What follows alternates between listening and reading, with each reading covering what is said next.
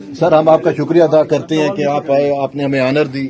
और सबसे बड़ी बात यह है कि हमें ये खुशी हो रही है कि सुप्रीम कोर्ट प्रेस एसोसिएशन के सदर की हैसियत से मैंने काजी साहब से भी रिक्वेस्ट की थी और आज वो तारीखी दिन जो है वो आ चुका है। हम सब ने देखा कि काजी साहब ने उसको समाज के लिए भी मुकर्रर किया, उसमें आपकी भी एफर्ट्स थी, क्योंकि आप जब यहाँ पे आए थे अपनी बीवी शहीद वाले केस के अंदर अपनी मां का इंसाफ लेने के लिए, तो उसी टाइम ही आपने फैसला किया था कि मैं इस मामले पे जो है वो फ्रीक बनूंगा। तो आपने एप्लीकेशन भी डाली, लेकिन अफसोस है कि वो मतलब लगी नहीं।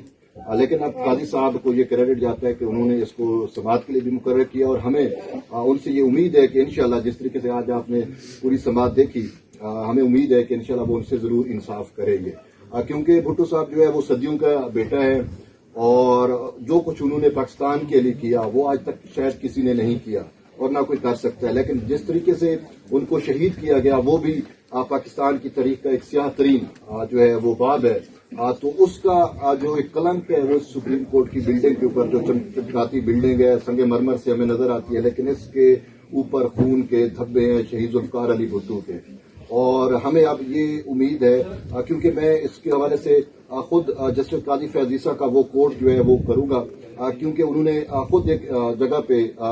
पब्लिकली ये कहा था कि जस्टिस नसीम हसन शाह ने अपने टीवी इंटरव्यूज के अंदर इस चीज का वो किया था कि जी हमारे ऊपर दबाव था। तो उन्होंने कहा अगर उनके ऊपर दबाव था तो उनका जो हलफ है वो उनसे तकाजा करता था कि वो रिजाइन कर जाते, कम से कम एक मासूम जान को और एक ऐसा शख्स जो पूरी तीसरी दुनिया का भी रहनुमा था उसको तो नाहक कत्ल ना करते। तो ये अफसोस से ये कहना पड़ रहा है कि जजेस की कनपट्टियों पे बंदूकें थी या जो भी था, लेकिन उन्होंने अपने हलफ के साथ वफादारी नहीं की, पासदारी उसकी नहीं की, अपने जजेस के ज़ाब्ता अखलाक की भी खिलाफ वर्जी की। महज किसी के दबाव में आके या उस टाइम की जो रजीम थी उसके दबाव में आके उन्होंने जो है वो इतना बड़ा लॉस किया। ये सिर्फ लॉस पाकिस्तान का नहीं हुआ बल्कि पूरी मुस्लिम वर्ल्ड का हुआ और इससे बढ़ के थर्ड वर्ल्ड का हुआ। आपने तो जिस तरीके से हमने देखा आपने वजारत खारजा संभाली तो G77 के वो ममालिक